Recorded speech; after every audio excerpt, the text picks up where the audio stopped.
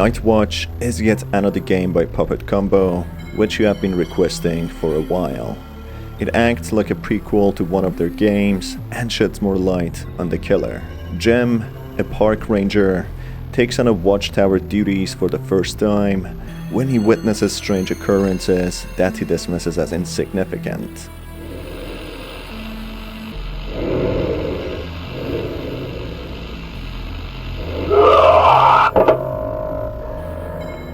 Soon he receives an emergency radio transmission from the nearby campers when things become menacing. Hi folks, I'm R, your narrator. You can follow me on Twitter, where you can send me game suggestions. This video will contain spoilers. With that in mind, let's begin.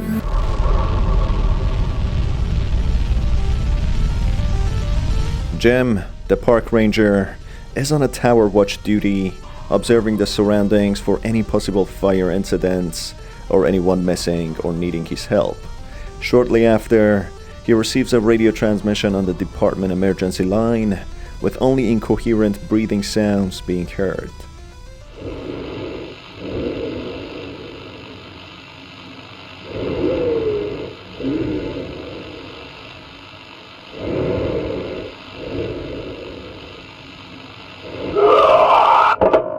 After becoming frustrated, Jim informs whoever is on the other side to only use this line if they have an emergency.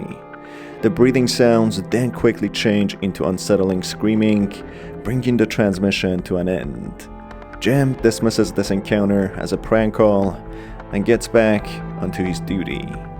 He then reads a letter written for him, informing him about his responsibilities, such as checking for fires every 30 minutes and answering the emergency radio, which the hikers can use, as it's his first night in the watchtower. The letter further points out that Jim will be here for a week until another ranger takes over, providing him with a satellite phone which he can use in any case of emergency. After a while, the generator powering the tower runs out of gas, forcing the ranger to go down and refill it. When downstairs, he refills the generator and finds a floppy disk called the Maze of Minotaur. When Jim inserts it into his portable computer, it turns out to be a text-based game. As the ranger gets distracted by the game, he suddenly hears a loud bang on the tower's door, as if someone is knocking on it. As he opens the door, there's no one to be seen, which the ranger dismisses and gets back to his game. After a while of gaming, Jim receives a phone call from his wife Nicole, who have a chat about general matters, with Jim giving her a promise that he will try and bring her and their child along in a future shift during summer. The phone then quickly dies, with the conversation coming to an abrupt end.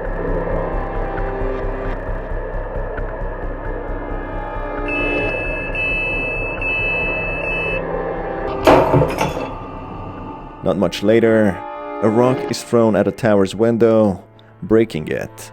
Jim becomes worried and goes out to investigate, but as it's extremely dark outside, he doesn't see anything suspicious than the campsite set far away from the tower. A little alarmed and disturbed to why and how someone would throw a rock, Jim goes back inside to calm his nerves when he starts smelling smoke. He leaves the tower to go down and investigate when he witnesses that the tower is on fire. Under strange circumstances, he walks into the fire as if the fire is calling to him and hypnotizing him, taking control over his body. As his body is burning, with him feeling the excruciating pain, he suddenly wakes up in the tower's bed, realizing it just was a bad dream.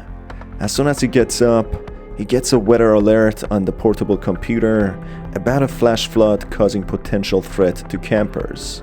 Jim then receives an emergency radio transmission with the campers who Jim saw earlier telling him that they feel like they're being watched by someone who is mimicking pig noises. Jim then goes down and sets on heading to their location to check on them. On his way, he stumbles upon a dilapidated shed with a satanic symbol drawn on the interior wall. Jem then again dismisses it as some rebel kids pulling a prank to scare campers. He then gets back on his way and eventually arrives at the abandoned campsite with personal items left behind.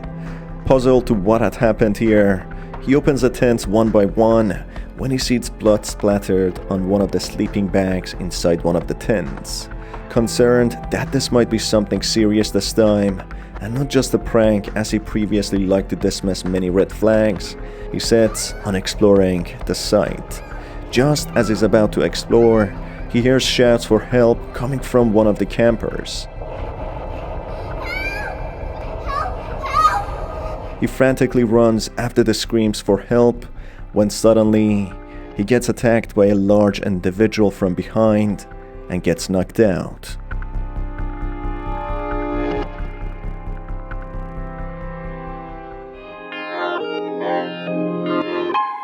When he wakes up, he finds himself inside a cage, being stripped of his clothes, with his mouth taped shut.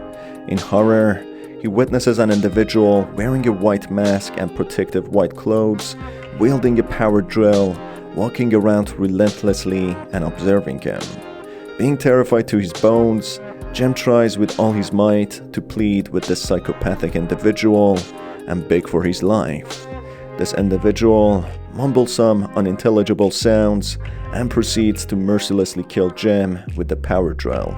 Then a biblical verse from Revelation 21:04 is shown on the screen, describing how God comforts people in the second life after death, that there will be no more pain and suffering for those who endured pain and trauma in the first life, as if they will be a past and faded memory.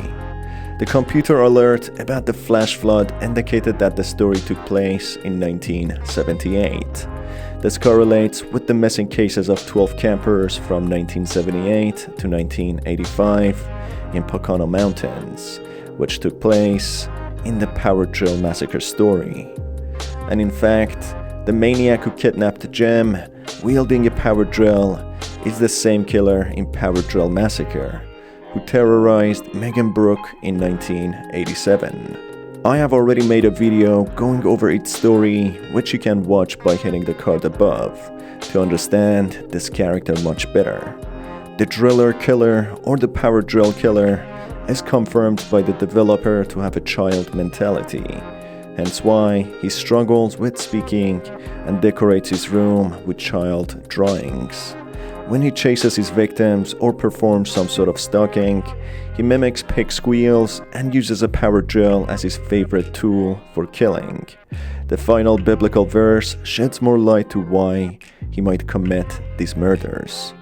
As discussed previously, it seems that he was one of the orphans in the Sunshine Orphanage, built by the millionaire Russell Mort after World War II. Russell Mort becomes accused of child abuse within the orphanage, which leads to him taking his own life.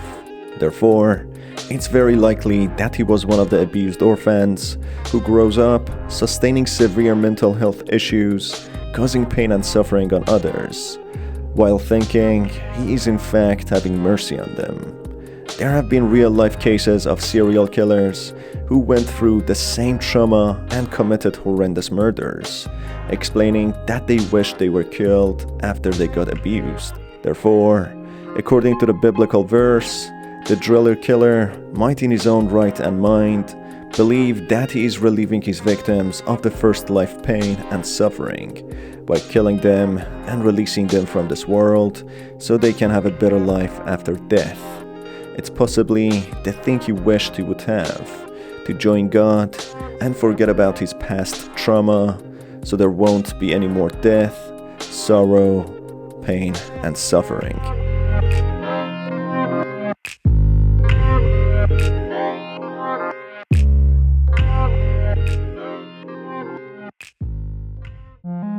Night Watch acted like a direct prequel to the Power Drill Massacre. The lore behind the driller killer goes much deeper, which I might make a subsequent video about. If you enjoyed this video, stay tuned for more by hitting the subscribe button and the notification bell.